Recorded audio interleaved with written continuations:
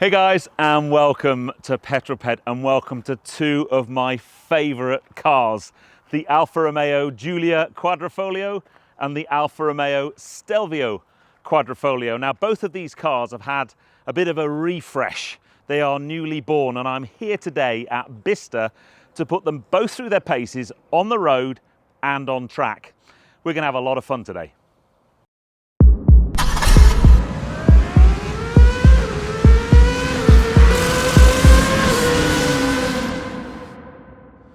So yes, today we're going to experience both Giulia and Stelvio Quadrifoglio. First up, this Stelvio in beautiful Montreal green, my favourite Alfa Romeo colour.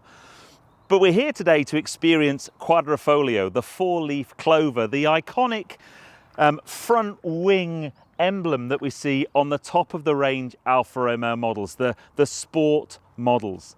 This actually dates back to 1923 when a racing driver called Ugo Savocci had that on his car when he competed in the Targa Florio, and he won the Targa Florio, and all of his team had a four-leaf clover on the car. Sadly, a few months later, he was actually killed at Monza, and the car he was driving at the time, he was testing for somebody else, and it didn't have the four-leaf clover on it.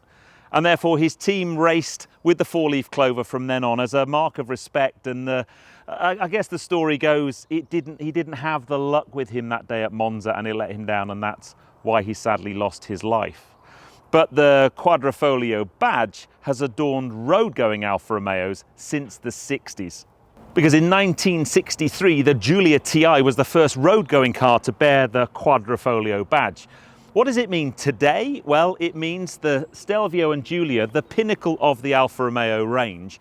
Underneath the bonnet, we have a 2.9 litre twin-turbo V6 petrol engine. And in this new refreshed Giulia and Stelvio, that has been upped in power to now 520 horsepower. They've taken quite a lot of workings from the GTA Giulia and put that into that car. There's upgraded suspension, dampers, infotainment system, interior spec, and most importantly for both models, a mechanical limited slip differential. Now, we're pretty busy today. It's a very full day. So the first thing we're going to do is take this Stelvio on a road route, and I'll give you some basic road driving impressions. And then we're going to head to Bicester, which is just a couple of miles from here. And there's a short handling circuit where we're going to take both cars and put them to the test. So first up, the Stelvio. Now, driving an Alfa Romeo Stelvio Quadrifoglio is still one of the great pleasures in life. I love these cars, but the second you get into them, you put them straight into D mode. It's got the standard DNA drive selector switch from Alfa, but because it's a Quadrifoglio, you also have race mode. But race mode, well, you get access to all power, you get a little bit more noise. In one of these you get the farty noise when you change gear, but I have noticed already that that's not nearly so prevalent as previous Quadrifoglios I've driven. But in race mode it also backs the traction control right off, so unless it's dry like today, it's one of those ones where do it at your own caution.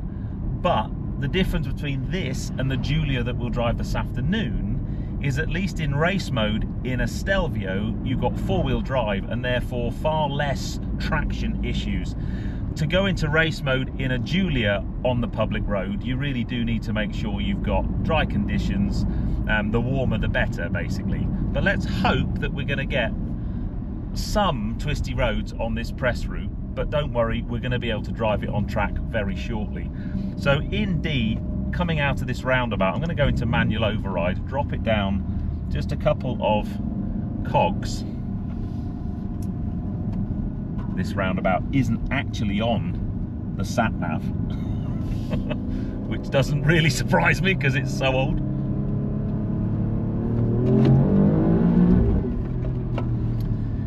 A quick car. Now, very briefly, in terms of the interior changes, there are some subtle things on the outside. The main thing on the inside, there's a new kind of coarse weave carbon fiber trim everywhere. The main instrument cluster in front, that's now on Quadrifoglio. It's been in normal Giulia and normal Stelvio for a little while now, and I really quite like that. I like the old school look and feel, especially to the numbers that show what your trip is. And then you've got an infotainment screen, which I'm afraid is starting to show its age now. It does look a little bit old school. But the bonus of the fact this car feels a little bit dated inside is it's got lots of real buttons. All your climate control is done by buttons. You've got a nice proper drive select switch for your gears. Yeah, I like buttons and switches. It's not so much touchscreen.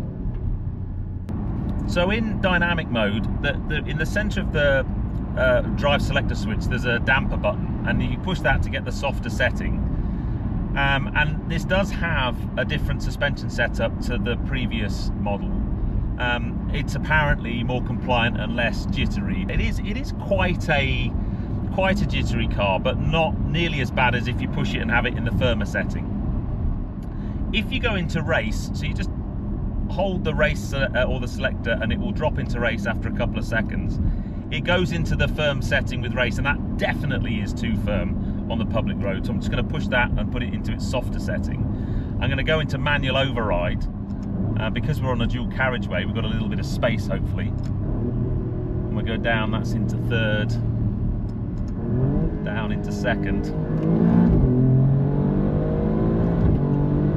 Now, it's a sad day. There aren't the kind of farty burbles when you change up. And I know that sounds incredibly immature, but it's part of the attraction for me of a Stelvio Quadrifoglio is you get that whip crack as you change up gear. The gear change itself is slick and quick, and I've always liked the steering column mounted selectors. I just think they're just nicer than the smaller ones some manufacturers have that are on the back of the steering wheel. It's just more of an occasion. So race mode on the public road, as I've said, in the dry, I'd be driving this car around in race mode most of the time, to be honest, because it just has a better sound and a better throttle response. But let's head to a little test track at Bicester. It's not a Grand Prix circuit by any means, but we'll be able to put this car through its paces far more successfully there than I will on the public road. Okay, ladies and gents, welcome to Bicester.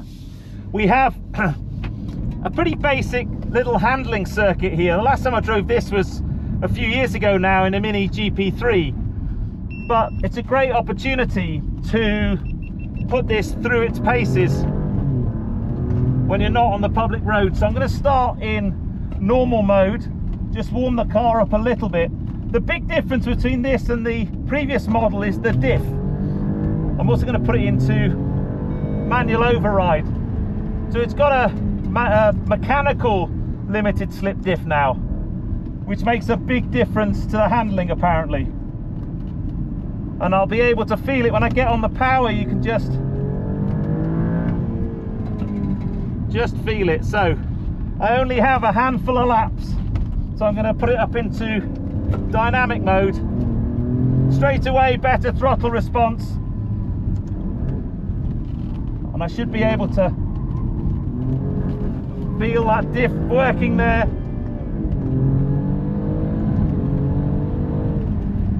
On the brakes, down into second, chucking. And this is a big car to be chucking round a circuit, but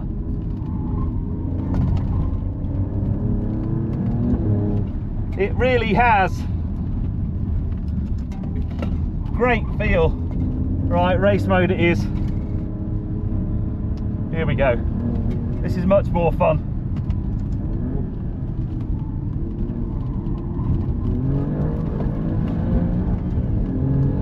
Yeah.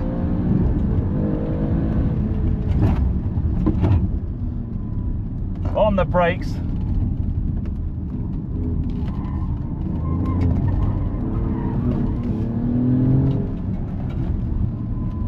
This was third in, second there. Not saying a great deal, just feel that diff.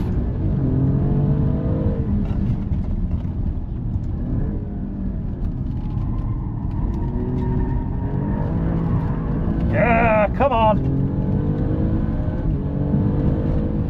Again on the brakes.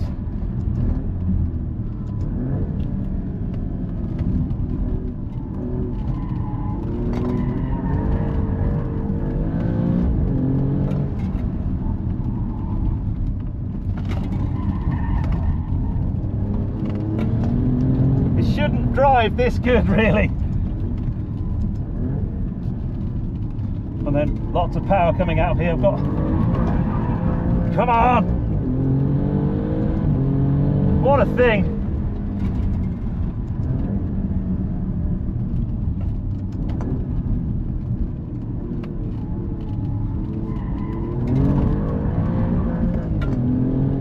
Okay, woo. So what I am going to do now is, I've got my Race Logic V-Box. It doesn't have launch control, but I'm just going to do a hard acceleration and see what the 0 to 60 time is going to be. So here we go. Here we go.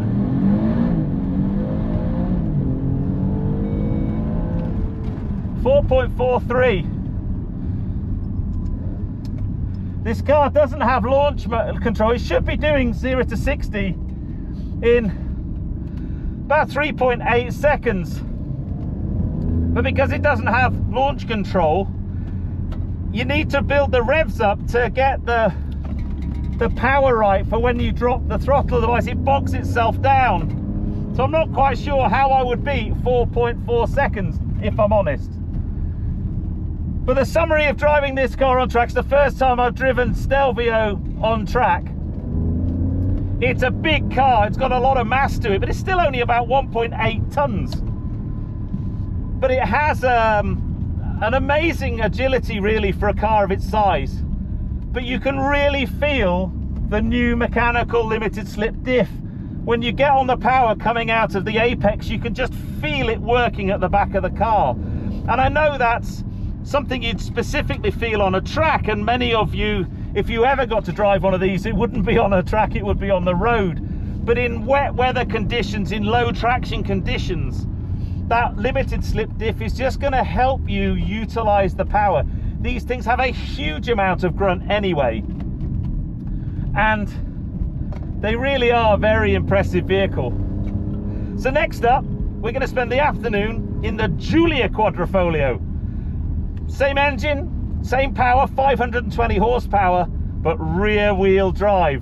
And I have a feeling when we come back to this circuit later on today, that's going to be very, very exciting. It's safe to say Stelvio on track was a huge amount of fun. I've not driven one of these cars on track before. I've had a couple of press cars and spent plenty of time in them, and very nearly bought one. Before I bought my Porsche, I actually looked at Stelvio Quadrifoglio as a possible option to buy. Just a quick one, by the way, 1850 kilos. So for an SUV, that's actually, dare I say it, relatively lightweight, especially if you compare it to some of its competitors. Now let's jump into the Giulia. For me, I still think this is one of the best looking saloon cars on the market. Weight-wise, just 1660 kilos, which is probably, if you compare it to some of the German alternatives, you're probably looking at maybe 100, 150 kilos lighter than some of those cars. Still with the 2.9 twin-turbo V6. Now, though, the big difference here is rear-wheel drive only. The nice thing about Stelvio is you can be a bit of a hooligan with it, even in race mode that backs all the traction off, because you've got four-wheel drive, you've got huge amounts of mechanical grip from the tyres. So we saw on track, I could really chuck it about, and your car kind of looks after you quite a lot. And when you drive one of these, I used to drive the Stelvio around in race mode a lot, most of the time actually. Giulia, not so much. As soon as you go into race mode in Giulia, rear-wheel drive only, it's a little bit more of a driver-focused car. You really do need to be on your A-game. But the steering feel in a Giulia is always something to behold. So let's do the same thing. We'll jump in, we'll do a quick road route, and then we'll head off to the same track at Bicester and see if we can get this thing sideways. Now, driving the Giulia is quite a different experience to the Stelvio. Firstly, you're in a saloon car rather than an SUV. But I always think a Giulia just has a sharper feeling. You feel more directly connected to the car. They always have such fantastic steering. The downside of that is in cold weather, you get the kind of Ackerman skipping on the front wheel, and it's not a pleasant feeling, but the upside is, from a handling point of view, they are fantastic things. Same drive mode selector, same engine. As I've mentioned already though, difference is this car is now rear wheel drive. And what that means for most occasions, I think, is that sort of normal or dynamic mode are your friends. When I've run these in the past, I haven't used race mode that many times on the road, just because traction is limited and, well, you can have a huge amount of fun, put it that way. Noise wise, I did note that the Giulia now has the option to have an Akrapovic exhaust, which looks fantastic and also sounds really good, much better than this one that doesn't have it. But I reckon we head to the circuit, because it's not that many times when I get to review a car and I get the opportunity to drive it sideways on a circuit. And we'll put this car through its paces, we'll go into dynamic mode, and then we'll go into race mode, back all the traction off and give it a bit of yahoo. Now, on the way to Bicester, we just happened to have found this very straight road, so I'm going to give the 0 to 60 a test. So here we go. Race Logic V-Box is working. Here we go. Most of that was so that was 5.81 seconds, but I left quite a large darkie on the road. Yeah. Let's try that again without doing a massive burnout this time. Okay.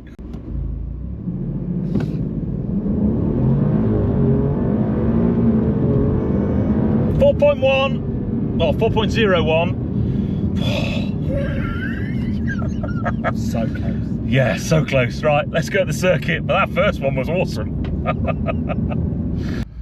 Okay, we're back on track, people. I'm going to go straight into dynamic mode. I've got the track to myself. I'm going to go into manual override as well. And just feel the car, because the last time I was driving around here, I was in Stelvio, and they're very different cars. The front end of the Giulia is always such a delight to drive. They're so sharp, really, really are. They've got such a turn of pace. We just get the tyres, get a bit of temperature into them. The only thing in dynamic mode is there's not a massive indicator of what your gear is. That changes when you go up into race mode. But you can feel the diff working in the back of the car. I've got the firmest setting of dampers. Got the, and then just coming out of here, if I just...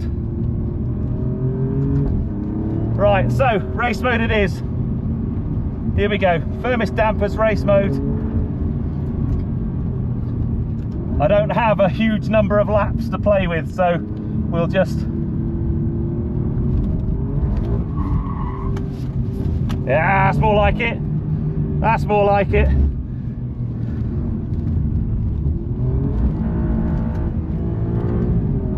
Yeah, it's very playful at the back. Very playful at the back.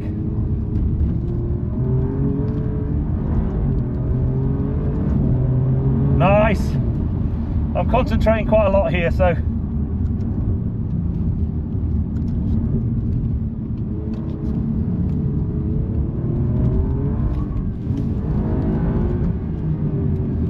Just need to be a bit more confident, keep my foot in. Yeah.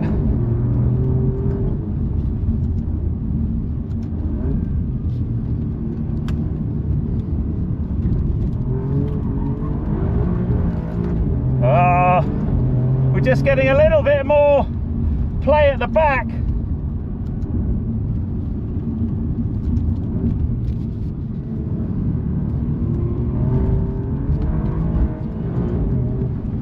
A little bit more play at the back.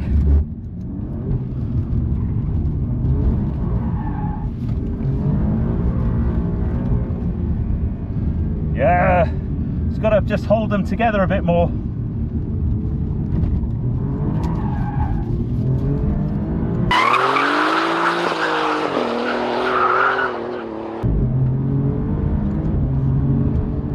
Oh, this car.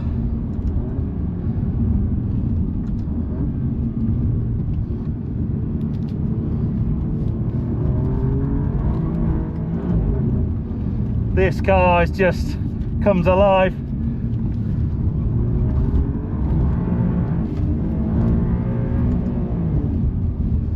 one more drift. One more drift, here we go.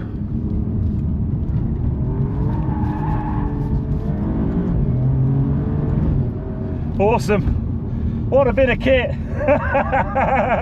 What a bit of kit. Woo! Now we just do a couple of cool down laps just to cool the brakes and the tyres. So the difference between Giulia and Stelvio, they have so many things in common. Same powertrain, but it's the two-wheel drive playful nature of the Giulia. They're just amazing things. The front end of them is so sharp, so direct. You can feel everything that's happening. And the challenge is I've only had 5 laps to get the feel for when that traction breaks, when the back end, you can rotate the back end of this car far more than you can in the Stelvio, because the Stelvio's just got so much mechanical grip. So when you start to rotate the car, you just need to have the confidence just to keep your foot in, to keep the power in, and then you can start to play with the car some more. But I hope you enjoyed that video today, guys. I know it's a bit of a rushed format to film with 2 cars in a day, both on road and on track. It's been quite a challenge, I can assure you. But if you enjoyed that, please give me a thumbs up. Comments below are always welcome. And if you haven't done so already, please subscribe to Petrol Ped for plenty more content to come. And I'll see you on the next film, guys. You take care. Drive safe.